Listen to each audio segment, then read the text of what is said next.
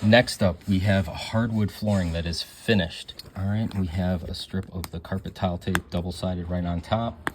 It adheres very well to hardwood, and a lot of people put a nice decorative rug over their hardwood finished floor.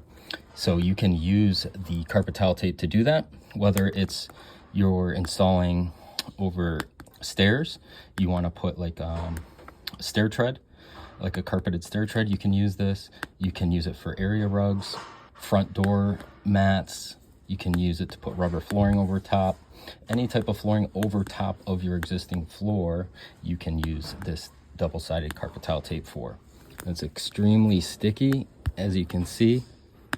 And now I'm going to show you how to take it up. So a lot of people think that any type of double-sided tape is going to leave a residue on the floor after you take it up, but not with all flooring now. This is one of the reasons why it stands out from its competitors, is it's residue-free when it comes up. So all you do is rub that corner, start that corner up like this, and then grab an edge.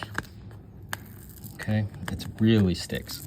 It really sticks well to any type of material here. And then just take it up slowly. And as you can see, it comes up all in one piece without leaving any residue on the hardwood floor. No sticky residue left. And as you can see, good as new.